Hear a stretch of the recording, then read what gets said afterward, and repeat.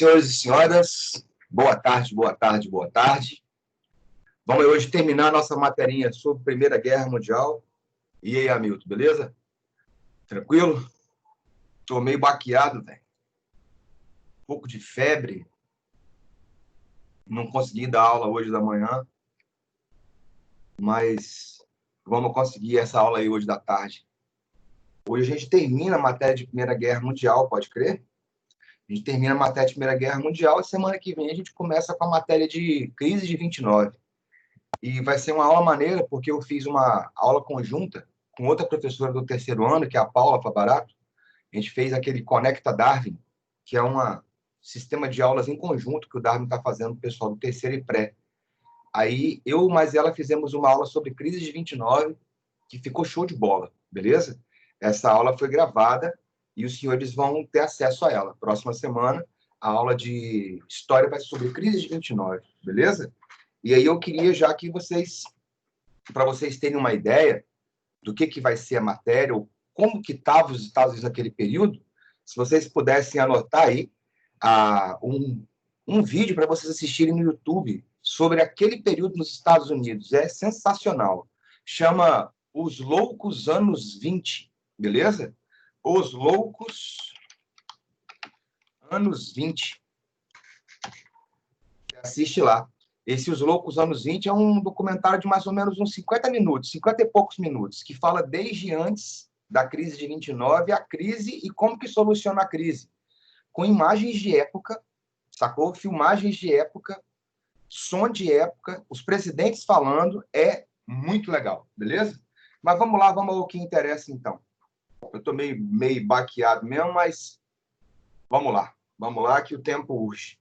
E aí, senhores, hoje nós vamos terminar a matéria, eu vou dividir aqui um conteúdo com vocês, lembra que esses slides estão no blog, e eu sempre comento também, vocês não podem deixar de assistir aquelas videoaulas lá do Darwin 24 horas, aquelas videoaulas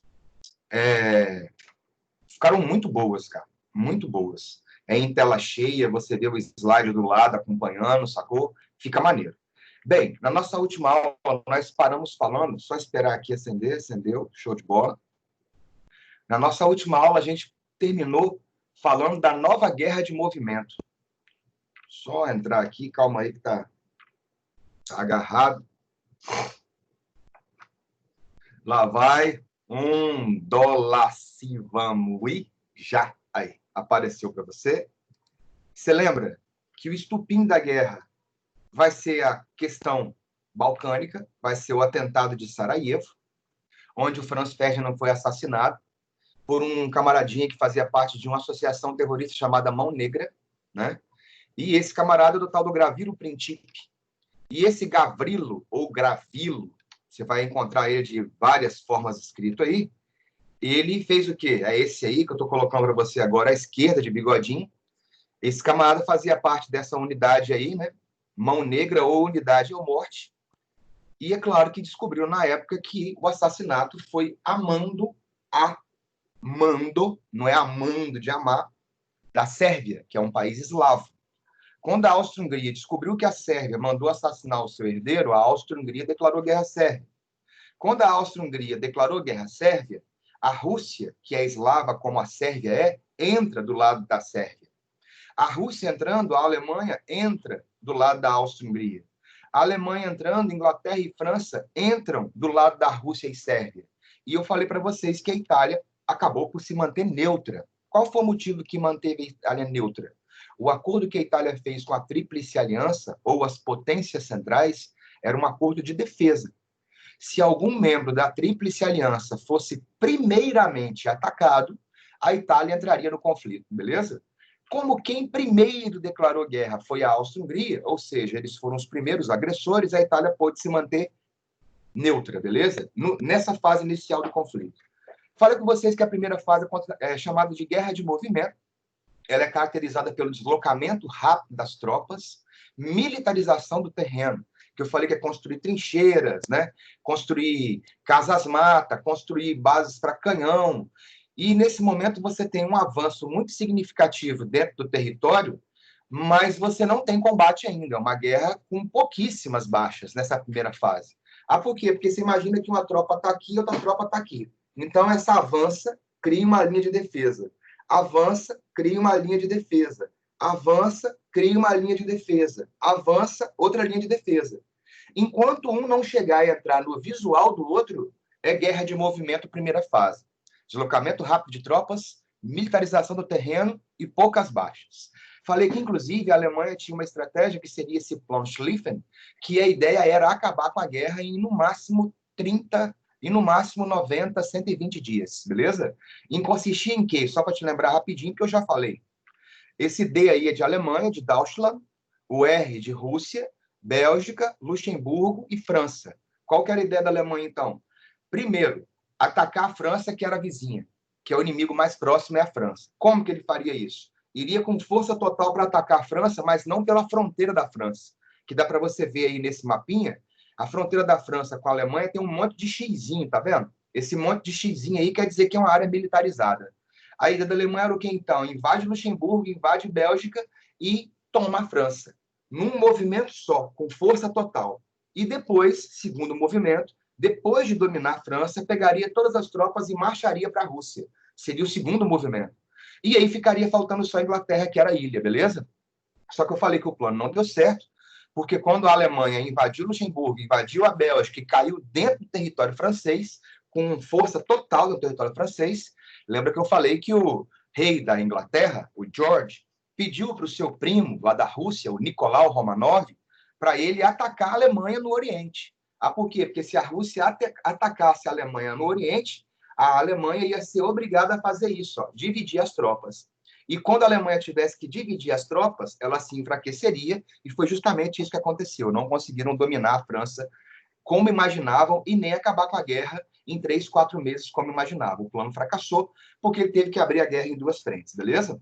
E aí eu falei com vocês, segunda fase é a guerra de trincheira. É quando uma tropa entrou no visual do outro, e aí mata, mata, mata, mata. Eu matei esse cara aqui. Eu não ganhei a guerra dele, porque ele volta para a última trincheira que ele construiu. Igual você está vendo nessa imagem aí, ó. Então vamos imaginar que eu estou indo da esquerda para a direita. Eu consegui sair do arame farpado, das minas terrestres. E aí os camadas vão e caem dentro da trincheira. Consegui dominar essa primeira trincheira, eles voltam para a segunda trincheira. Consegui dominar a segunda trincheira, eles voltam para a terceira trincheira. Então você perde a batalha, mas não perde a guerra. Quanto mais você militarizar o terreno, maior a possibilidade de você ir recuando e não perder todo o terreno de uma vez só. Falei com vocês que a guerra de trincheira é uma guerra com baixíssimo deslocamento das tropas, porque é difícil tirar um cara nessa trincheira, com altíssimo índice de mortalidade, beleza? E essa guerra só vai deixar de ser uma guerra de movimento quando aparecerem as novas tecnologias. Aí eu falei como que eram as trincheiras. Essa à esquerda é uma foto aérea, para você ter uma ideia da quantidade de trincheiras que existiam naquele momento. E aí, para você conseguir desintocar o cara de dentro dessa trincheira, a guerra trouxe evolução. Armas químicas, como, por exemplo, os gases venenosos, metralhadoras, morteiros, começam a utilizar os tanques, começam a utilizar os aviões. Aí, meu velho, morteiro, lança-chama, gás, metralhadora, avião, tanque, não tem trincheira que segura. Então, a guerra volta a ser uma guerra de movimento, beleza? Volta a ser guerra de movimento. Ah, então, primeira fase, guerra de movimento. Segunda fase, guerra de trincheira. Terceira fase, nova guerra de movimento? É. Por que vai ter movimento na terceira fase? Por causa do uso de novas tecnologias. Pode crer? Esse uso de novas tecnologias dá movimentação para as tropas. E é justamente nesse momento em que algumas coisas importantes acontecem. De um lado, a Rússia acabou tendo duas guerras para enfrentar ao mesmo tempo. Uma guerra contra a Alemanha, do qual ela estava sendo devastada, e uma guerra civil, que foi a Revolução Russa de 1917. O que acabou acontecendo? O que acabou acontecendo é que a Rússia vai ser obrigada a sair do conflito antes da guerra terminar. Ah, por quê? Porque ela estava perdendo fora e estava perdendo dentro. Então, vamos falar disso um pouquinho mais à frente. E é o momento em que os Estados Unidos entram no conflito, sacou? E é o momento em que a Itália muda de lado, que foi onde nós paramos na aula passada. E a Itália mudou de lado por quê? Porque prometeram para a Itália terras na sua fronteira. Terras na sua fronteira com a antiga aliada sua, que era a Áustria-Hungria, que seria a tal da Itália irredenta, se você observar nesses mapinhas aí, ó, você vai ver que tem umas partezinhas igual o Tirol, igual Trieste, igual Istria, que eram territórios austríacos. E que a Itália, se entrasse na guerra, foi prometido que ela receberia esses territórios para ela. A Itália entrou na guerra. É claro, a Itália não era uma grande potência bélica. A Itália, Roma foi uma grande potência bélica. A Itália, na Primeira Guerra Mundial, fraca. A Itália, na Segunda Guerra Mundial, idem. Mas nós vamos chegar lá ainda. E essa terceira fase que eu estava falando com você, por quê? Começa a ter a entrada dos Estados Unidos, e, é claro, os Estados Unidos entrando na guerra muda. Aí você fala assim, Ronde, mas por que que os Estados Unidos entraram na guerra? Bem, os Estados Unidos entraram na guerra por alguns motivos. Motivo um, que quase livro de história nenhum traz.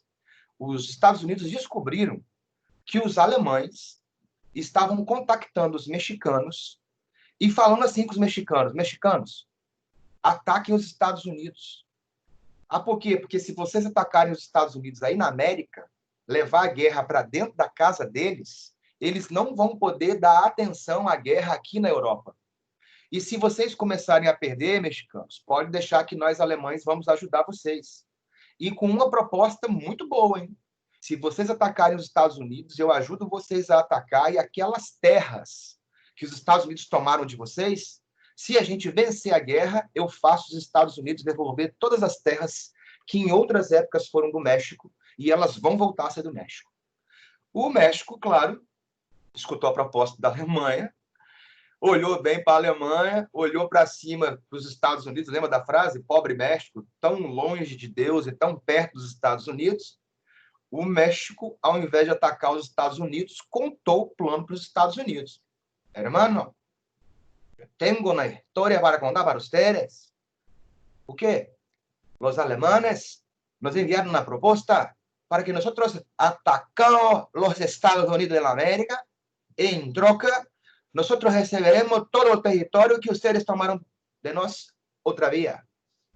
E aí, claro que os Estados Unidos ficou sabendo que os alemães tinham pretensões de fazer o México atacar os caras. Esse é um motivo.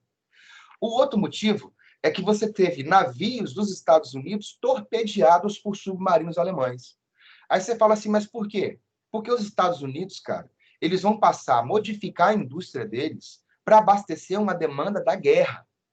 E os Estados Unidos abasteciam principalmente a Entente, sacou? Principalmente a França e a Inglaterra. Você imagina que os caras modificaram a indústria deles, velho, para atender a guerra. Uma fábrica que fazia roupa, agora faz uniforme. Uma fábrica que fazia Ford T, agora faz um tanque, agora faz um veículo blindado. Uma fábrica que fazia torradeira, agora faz um lança-chamas, sacou? Uma fábrica que fazia talheres chiques, agora faz kits de alimentação. E aí passou a vender em munição, armamento, tudo que você possa imaginar que um país em guerra precisa, já que um país em guerra não tem como dar conta de continuar produzindo tudo. O consumo desses tipos de artefato é muito grande. E aí os Estados Unidos estavam vendendo bilhões de dólares em produtos para a França e a Inglaterra. Fiado, para pagar depois da guerra. E aí vem o problema. O que a Alemanha fez? Vendo que a Inglaterra e a França recebiam produtos, principalmente vindo dos Estados Unidos, qual foi a ideia alemã? Vou colocar os meus submarinos no mar e vou atacar os navios dos Estados Unidos antes deles chegarem na Europa. Quando a Alemanha começou a torpedear navios dos Estados Unidos, somada à ideia da Alemanha contactar o México para atacar os Estados Unidos, e somada à ideia de que os Estados Unidos viram o seguinte, caraca, a Rússia saiu da guerra, sacou? A França, os alemães estão a menos de 50 quilômetros de Paris. Existia, nesse momento, uma chance gigantesca da Alemanha ganhar a guerra. E se a Alemanha ganhasse a guerra, os Estados Unidos estariam completamente ferrados. Aí você fala, por quê? Porque eu modifiquei minha indústria, eu sou, nesse momento, o país de maior dívida externa do planeta. Você tem uma leve ideia? Quando começou a Primeira Guerra Mundial, os Estados Unidos tinham uma dívida externa, na época, de 3 bilhões de dólares. E boa parte dessa dívida foi empréstimo feito para construir maquinário para a guerra. Então, me endividei para poder vender para a guerra, na expectativa de que o meu lado vença. E aí, quando a guerra acabar, o meu lado que venceu me paga e eu saio do déficit que eu tenho. Você sabe que quem ganha a guerra colhe os frutos da guerra. Quem perde a guerra é culpado pela guerra. E se você é culpado pela guerra, você tem que indenizar os vencedores, beleza? Se França e Inglaterra perdessem a guerra para a Alemanha, a França e a Inglaterra ia ter que assumir os prejuízos da guerra. Não sobraria dinheiro para poder pagar os Estados Unidos. Ou seja, eles quebrariam. Então, eles entram não só por causa da questão mexicana.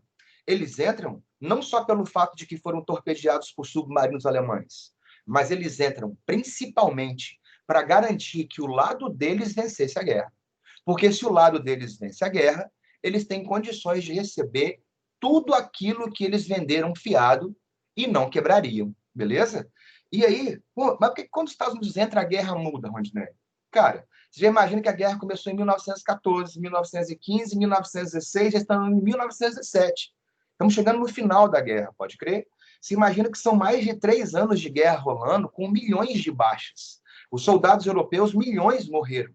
Outros milhões estão entrincheirados, acabados, destruídos, cansados naquele lamaçal, sacou? Aí, os soldados dos Estados Unidos não estavam na guerra, estavam descansados, bem treinados, bem armados, com a melhor tecnologia que existia no planeta bélica naquele momento. Era dos Estados Unidos, sacou? Os Estados Unidos estão na guerra e levam a galera junto com ele. Pra você ter ideia, até o Brasil vai entrar na guerra. Até o Brasil vai entrar na guerra? Vai. Vamos ver daqui a pouco qual é que é. E aí, né, os caras sabem fazer propaganda muito bem, né? Você vai ver os 3 cartazes aí, você já deve ter visto ele em alguns filmes, né? O da esquerda convocando você a fazer parte e defender o seu país, o da direita convocando você a se recrutar para defender o seu país, e o do meio você vê a aliança entre a Inglaterra, do tio Sam, a Inglaterra com o leão, né? E o tio Sam com a águia careca aí do lado, né? Side by side, lado a lado com a Grã-Bretanha. E aí, o que vai rolar? A Rússia, como eu te disse, estava enfrentando 2 guerras ao mesmo tempo. Aí tem uma curiosidade muito maneira da Rússia, cara, que eu só fui descobrir ela 2 anos atrás, né? Vendo um documentário no History 2, né? Porque no History 1 só passa alienígenas do passado. Aí lá naquele History 2, os caras descobriram uma parada muito massa. Na época, vocês chegaram a assistir aquela parada do Netflix que eu falei, Os Últimos Czares, que são 6 episódios, eu acho? Cara, não deixe de assistir, velho. É muito maneiro. É muito maneiro. E aí, você vai perceber, mas eu vi isso num documentário, não nos Últimos Czares, que aqueles camaradas que eram do Partido Bolchevique, o Trotsky, o Lenin, o Stalin, a maioria deles eram perseguidos pelo governo russo, já que esses caras queriam derrubar o czar, beleza? E o mais procurado desses 3 aí era o Lenin. O Lenin, para você ter uma ideia, já estava fora da Rússia há tempo, porque se ele entra lá, ele morria.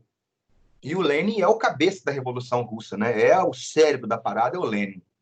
E aí, cara, a parada que eu descobri que me deixou bem desnorteado foi de que a Alemanha, o Lenin estava exilado na Suíça, do ladinho da Alemanha, beleza? E a Suíça é neutra na guerra. Você vai ver que a Suíça é neutra em quase todas as guerras, né? Ela é neutra na Primeira Guerra Mundial, é neutra na Segunda Guerra Mundial, e aí você deve estar pensando assim, por que eles não atacam a Suíça? Pelo simples fato da Suíça ser o banco do planeta, sacou? Então, todo mundo tem dinheiro aplicado na Suíça. As potências europeias, os governos europeus tinham dinheiro guardado na Suíça. E aí tem simplesmente um acordo de boca. Qual que é o acordo de boca?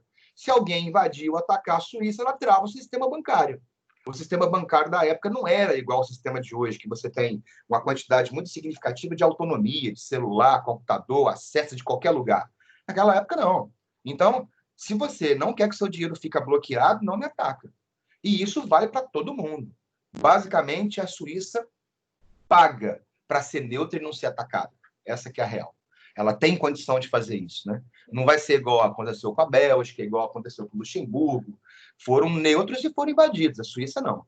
E aí a Alemanha descobriu que o Lenin estava na Suíça, chegou para o Lenin e ofereceu para ele uma mala com mais de 3 milhões de dólares, sacou?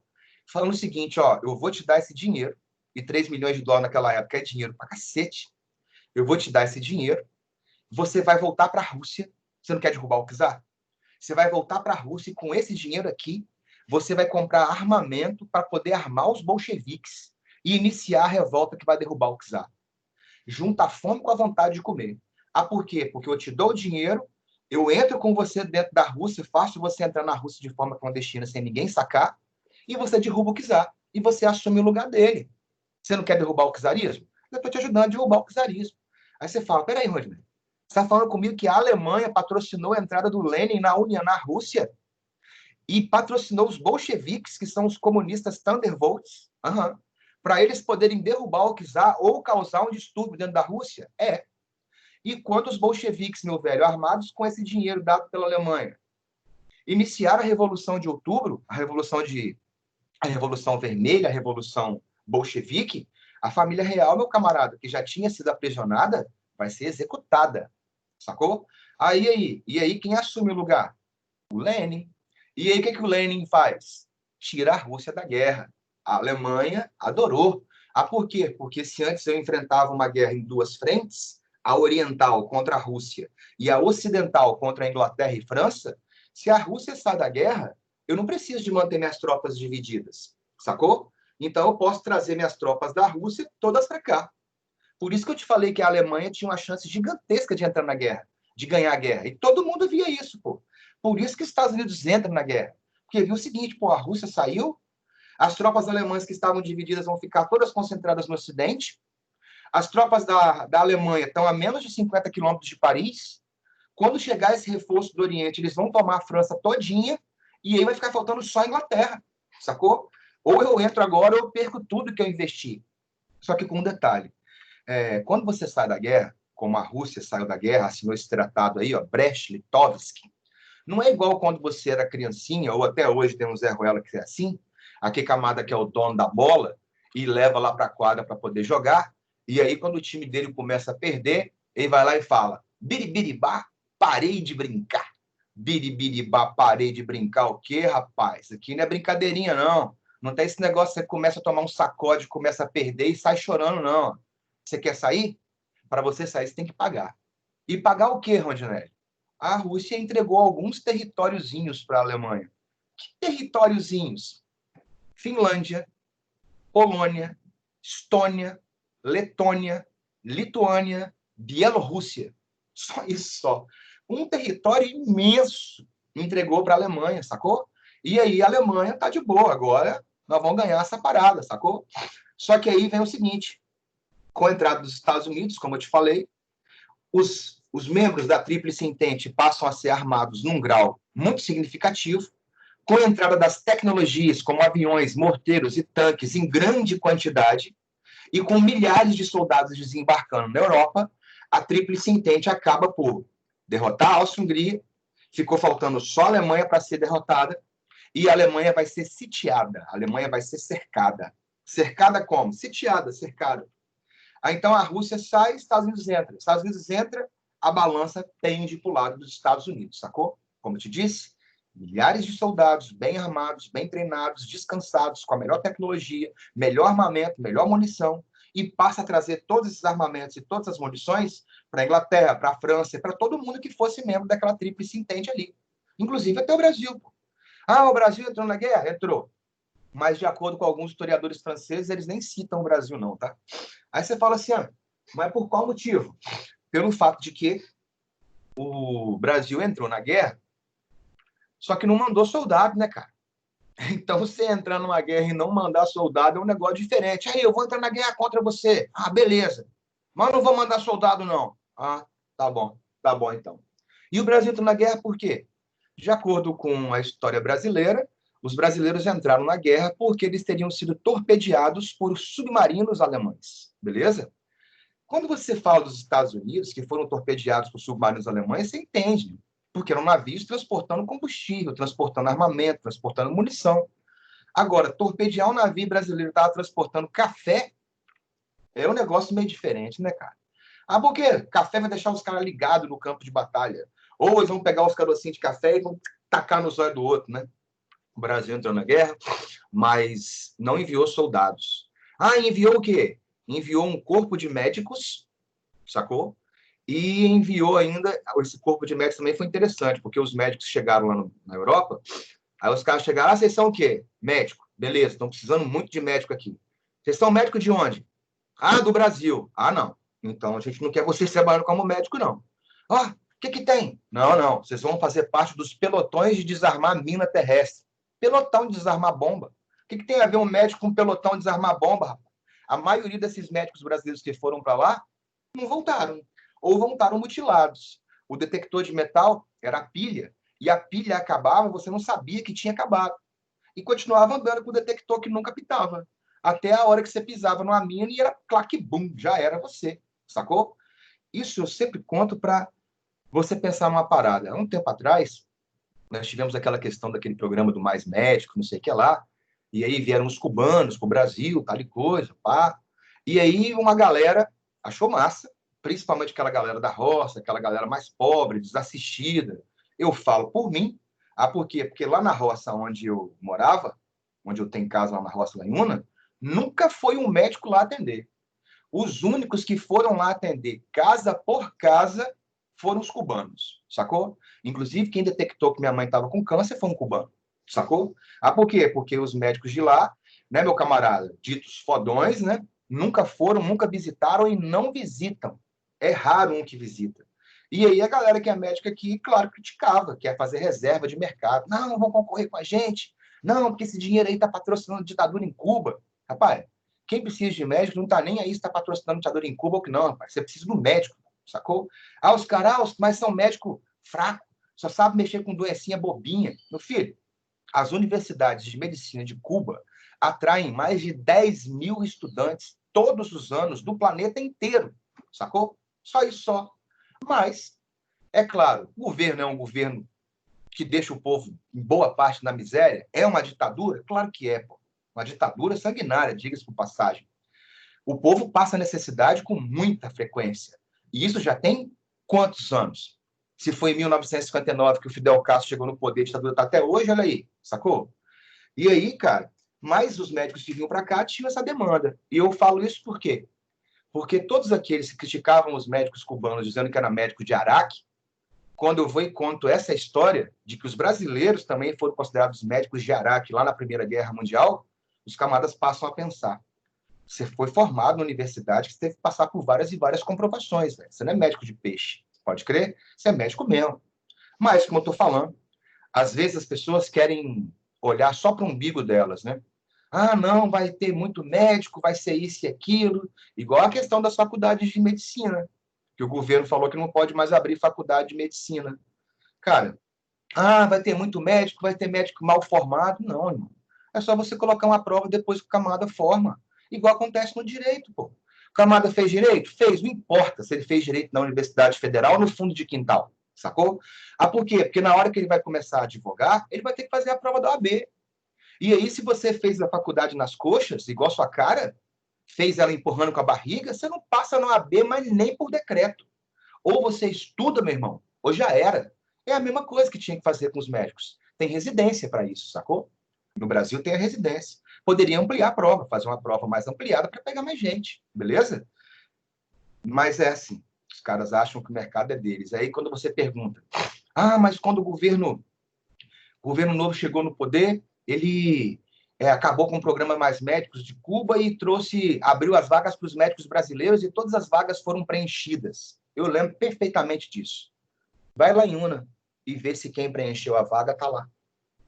Vai nessas favelas, sobe o morro e vê quantos desses médicos que preencheram o lugar, falando que ocupar o lugar do cubano, foram ocupar.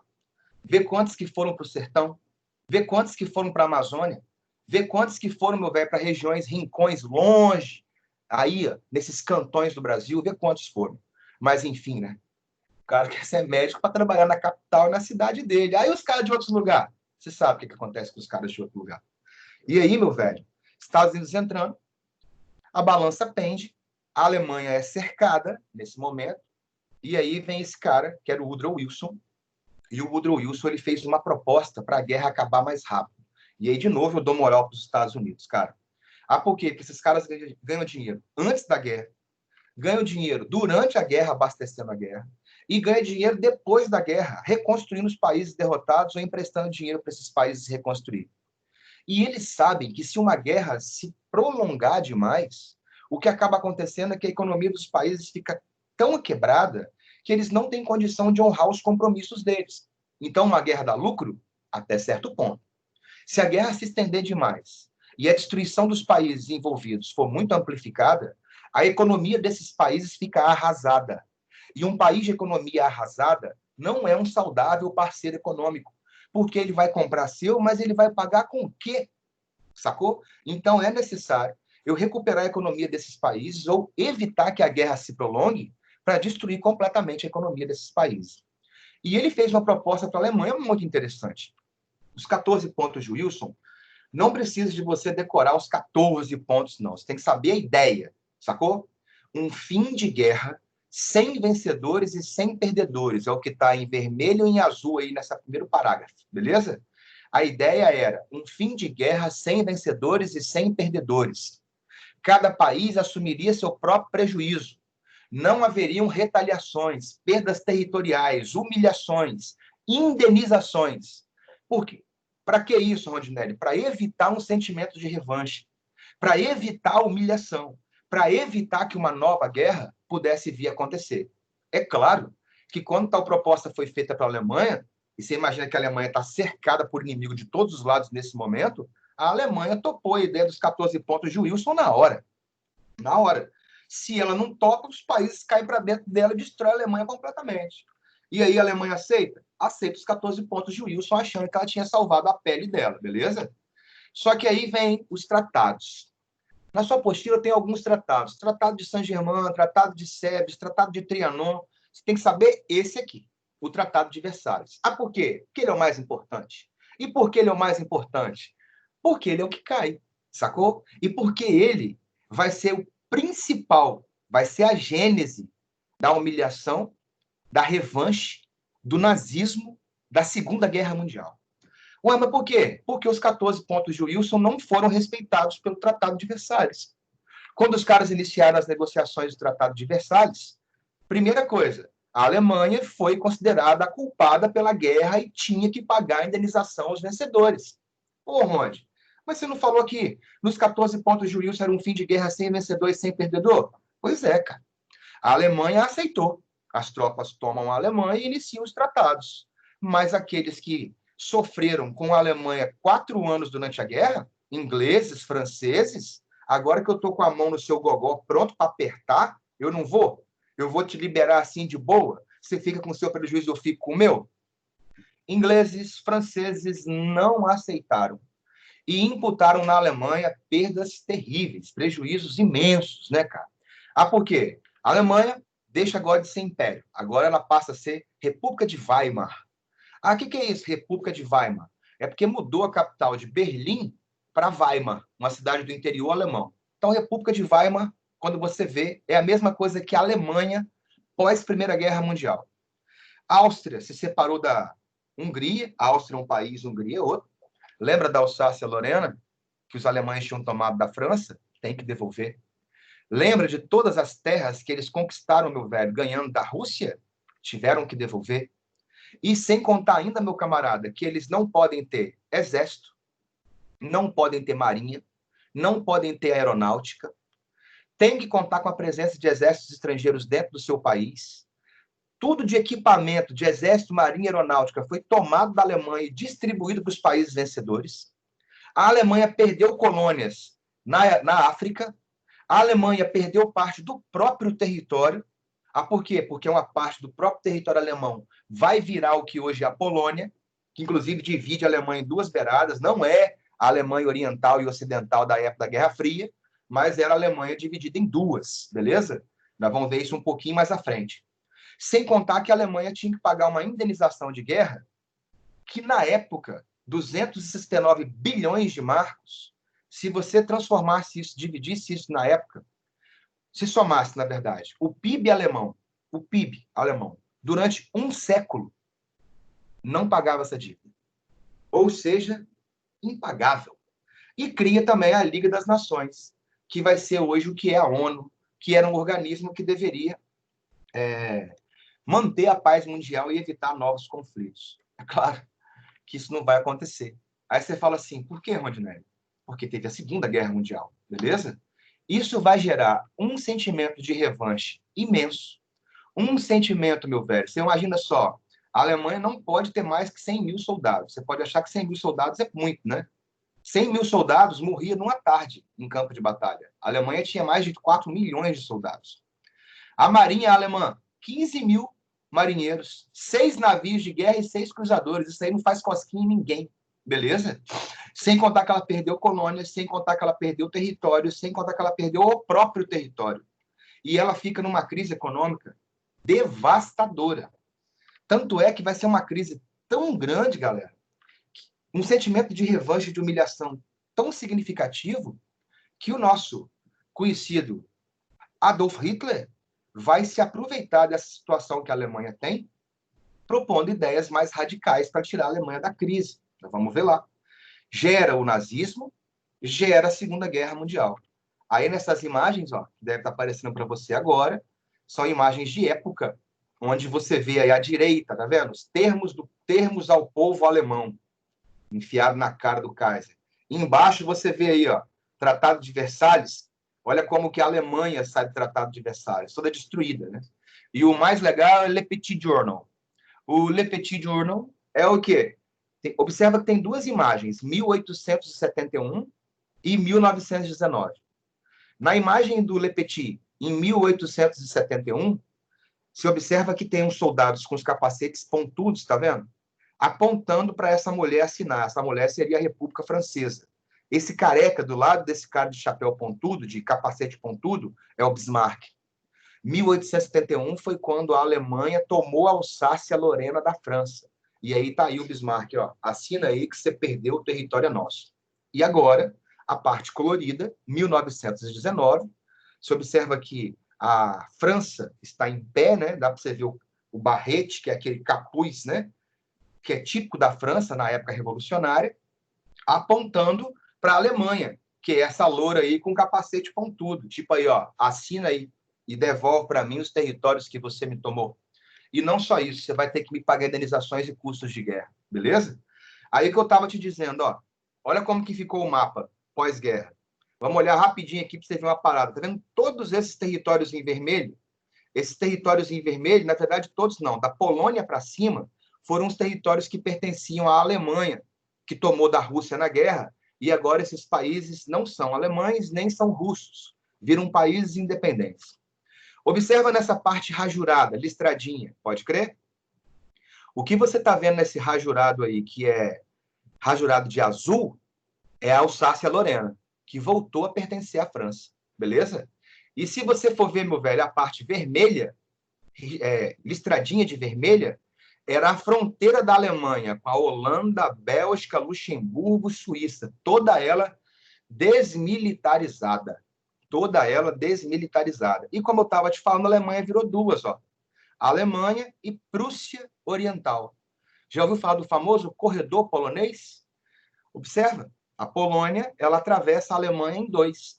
Para você sair da Alemanha para a Prússia Oriental, você tinha que passar dentro do território polonês. Consequências da guerra, a gente terminar a nossa aulinha, morreram mais ou menos 9 milhões de pessoas em campo de batalha, mais de 30 milhões de feridos, desenvolveu armamento ao máximo possível na época, vários impérios se desintegraram, né?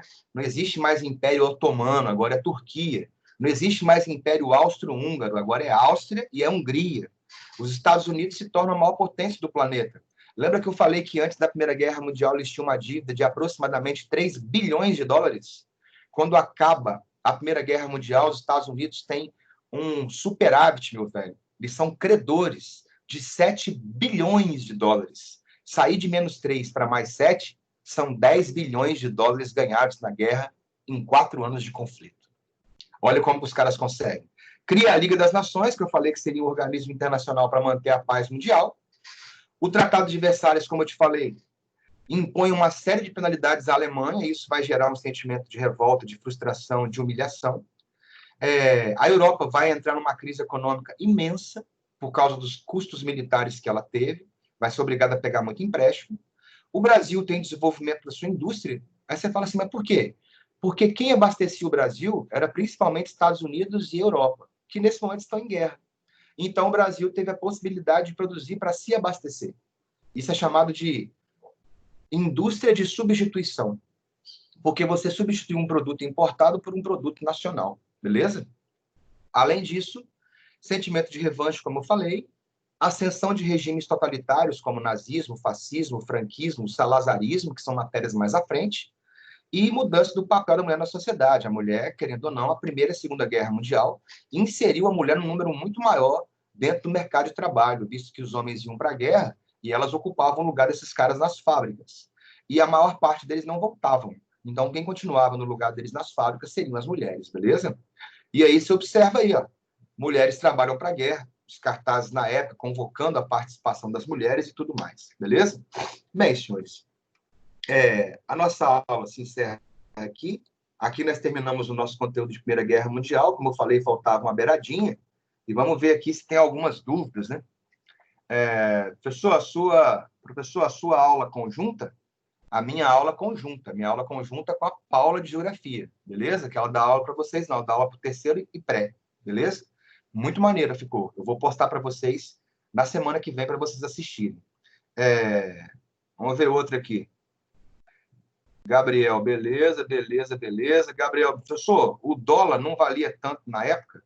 O dólar valia muito mais do que valia hoje, nessa época aí. Muito mais do que valia hoje. E aí, se alguém tem mais alguma dúvida, senhores, é hora. It's time. Alguma dúvida? Se vocês tiverem alguma dúvida aí, pode abrir o microfone nesse momento. Esse Os Loucos Anos 20 fala da crise de 29. Não é a aula conjunta, não. Isso é um documentário. Beleza? Eu acho agora que eu entendi sua pergunta, Daniela. Os Loucos Anos 20 aí é um documentário. Beleza? Muito, muito legal. Você é só vendo, cara. Só vendo. Pra você ver qual é que era. Você não tem nenhum documentário igual aquele sobre a crise de 29. Se alguém tiver mais alguma dúvida, cadê? Gabriel, Gabriele, Ana Clara, Luana, Júlia. Não? Então, senhores, o Tratado de Paz meio que não serviu para nada, então serviu para ter outra guerra. Por quê? Porque não se respeitaram integralmente os 14 pontos de Wilson. As pessoas colocaram naquela época o sentimento de vingança, de revanche. Como eu te falei, você imagina que você bateu em mim 4 anos, cara. E agora eu dou a volta por cima e eu que quero te bater. E vai bater. É isso que vai acontecer. Eu sempre vi que os Estados Unidos não estavam tão fortes na Primeira Guerra. Não estavam tão fortes quando começou a guerra. Pode crer? Porque eles nem entraram nela. Quando os Estados Unidos entram na guerra, já tinha rolado 3 anos de guerra, eles são a maior potência com toda certeza. Sacou? Por quê? Porque boa parte do que era maior do que eles já havia sido consumido ou destruído nos 3 primeiros anos de guerra. Sacou, Gabriel? E desde a Primeira Guerra Mundial para cá, é complicado alguém ter um potencial bélico maior que dos Estados Unidos, tá? Quem pode chegar perto em competição é China, quem pode chegar perto em competição é Rússia. Mas se você imaginar que os Estados Unidos possuem 60% de todo o arsenal bélico do planeta, dá para você ter uma leve ideia do que eu estou te falando. Beleza? Beleza, beleza? Mas então, se não tem dúvidas, levou aí. Beijo para vocês, senhores. Até mais. E como eu estou falando, não deixe de ver esse documentário para a próxima aula, beleza? Falou. Tchau para vocês. A minha dúvida era sobre sua aula conjunta, sobre como vai postar ela. Igual, normal, vou colocar no dia da sua aula, vou colocar o link, beleza? Aí você vai só lá e clica no link e vai para o lugar. Demorou? Até mais, Alexia. Até mais, Ana. Obrigado, obrigado, obrigado. Falou, falou, valeu. Tchau, senhores.